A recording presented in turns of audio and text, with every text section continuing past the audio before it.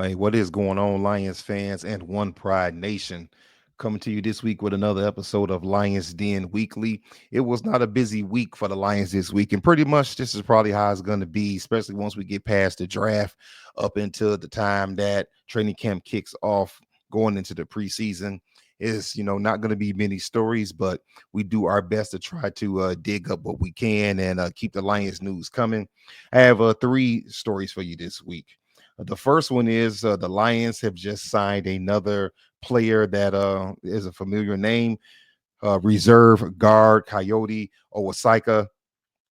The Lions are bringing him back. He was one of the Lions on the list that a lot of us wanted to see the Lions bring back. Listen, Brad Holmes was pretty clear that he wanted to stick with the guys that he knows. He wanted to keep the team intact, and like he said, we rather bring in guys that we know than guys we don't know. We might as well keep the unit together. And you know what? I know that a lot of us have been frustrated, but the way that Brad Holmes is orchestrating this thing does make a lot of sense. It is good to keep the team together that you have. Now, there are guys that they have let go for whatever reason or the other. It could be age. I'm not going to say that it was fit, because I don't think Kevin Zeitler, who I thought had a pretty good 2024, and Carlton Davis, who had a good 2024, I don't think that he let them go because of the fit. I think that he's looking at guys who can do the same things that they do for less amount of money, and in most cases younger in age.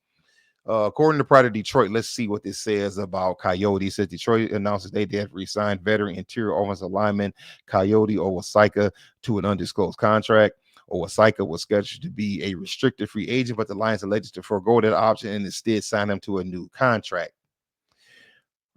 Skipping down and add a little bit, the article a little bit, it says in 2024, Awosika exited training camp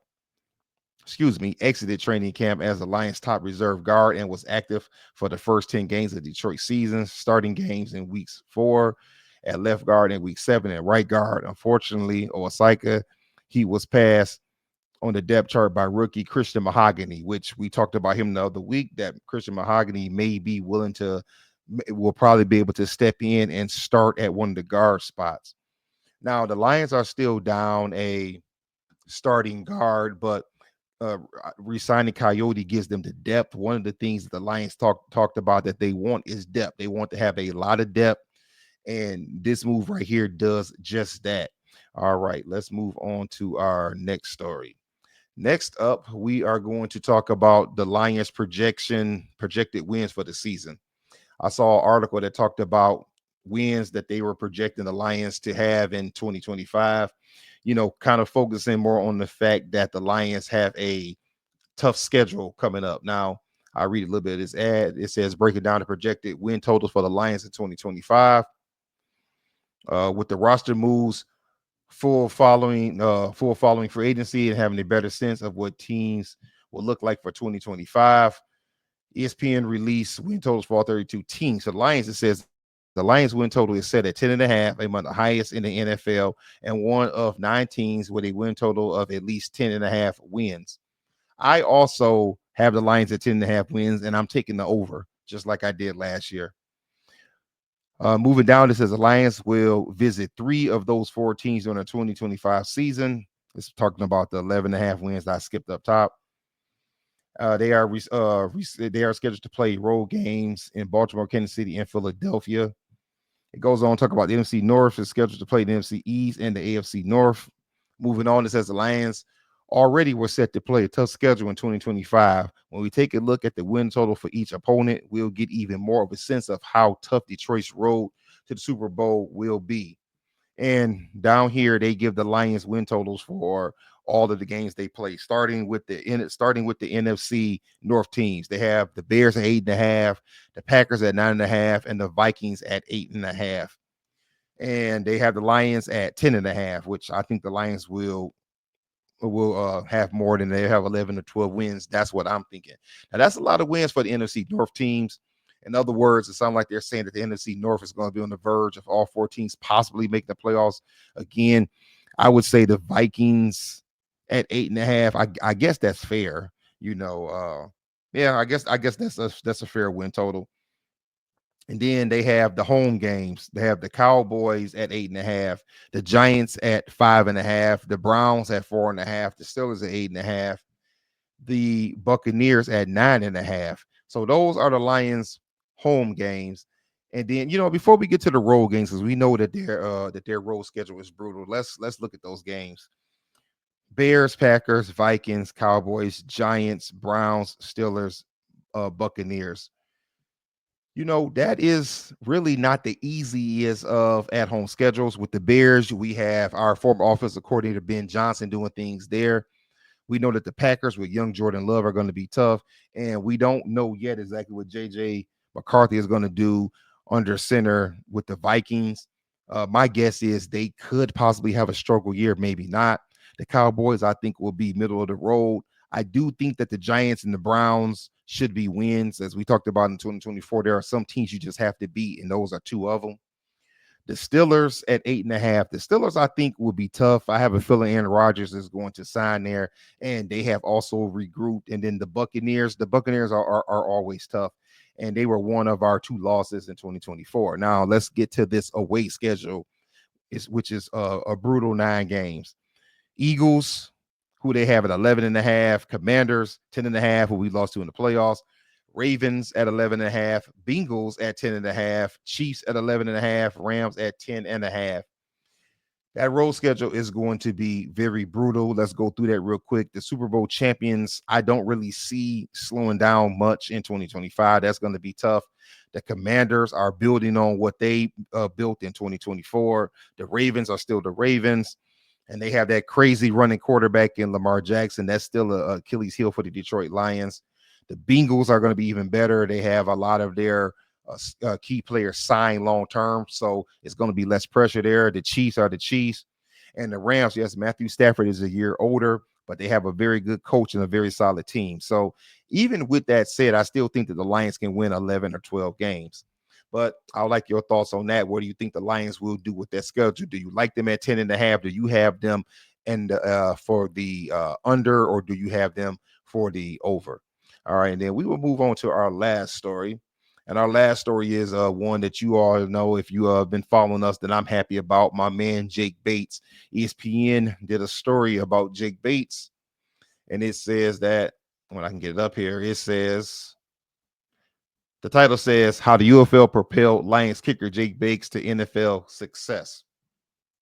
Now, some of you know that right after this game right here that's on the screen, I did a video about Jake Bates, and I said that the Lions need to waste no time signing this kid, kicking field goals like that, and he absolutely did not disappoint.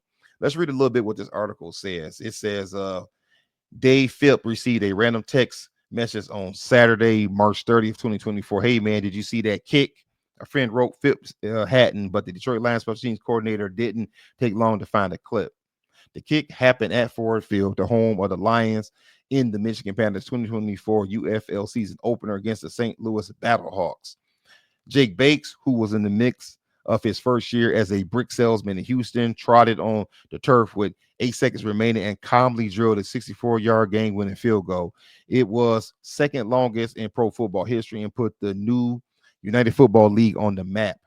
Goes on to talk about the Panthers, and then down here it says that a quote about it says that quote that lead did for me was that lead did for me what it's built for. Bates said it's built to give people a stage, and I was able to get that stage, and I was able to get that stage, and without that I'm not here. So I owe so much to the UFL and the Panthers. Anything I can do to help that league, I'm on board with.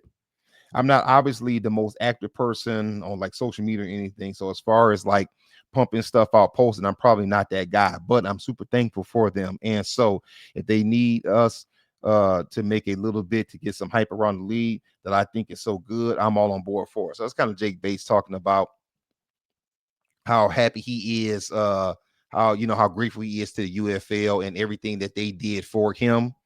And that's very understandable because, like he said, he was a brick salesman. He was a kicker in college, but he didn't really kick as much as you might think. He didn't have a full college career like that. But the UFL brought him in, gave him a chance, and that chance got him into the NFL. And as far as I'm concerned, he did not disappoint. I'm a big Jake Bates guy, and I'm so happy for him. I'm happy that he got the opportunity, and I'm happy that he took advantage of the opportunity that was given to him. All right, Lions fans, that's pretty much it. Actually, let me stop. Let me say one more thing. This wasn't a story that I saw this week, but just something I want to throw out there. What do you all think about bringing back Zadarius Smith if we can get him at a bargain rate? Now, we still haven't got a number 2 pass rusher. It seems to be that Brad Holmes is not going to trade for anyone, at least not as of right now or before the draft. If that doesn't happen, it seems that he's happy with going into the draft and trying to find our number 2 pass rusher there. But what do you Lions fans think about the possibility of bringing Zadarius Smith back to be a depth, to be a depth defensive lineman, not necessarily be the number 2 to Aiden Hutchinson, but to be a depth defensive lineman? I think that the man still has 3.5, 4 sacks in him. He could be good on certain packages on special teams. But that's kind of all I want to say about that. All right, Lions fans, what say you? What do you think about the stories we presented? What do you think about Kayode coming back as a depth pick on the offensive line? What do you think about the Lions win total and their schedules for 2025? And what about my man Jake Bates? Are you all big fans of Jake Bates like me? Are you happy for him? What do you expect for him in 2025? Do you think that it was a fluke year? Do you think that my man is going to come back and be Pro Bowl eligible? Probably should be a Pro Bowl kicker in 2025. All right, Lions fans, if you haven't already, over on YouTube, like, comment, subscribe, hit the notification bell so you know every time that we post a video. You see our TikTok right there on the page. If you haven't already, go over there and give us a follow. And you see at the bottom of the page our Twitter/X page. I haven't done anything over there in a while, but I still dip my toe in there here and there, more during the season, but I try to jump in there when I can. All right, Lions fans, that's all we got for this one.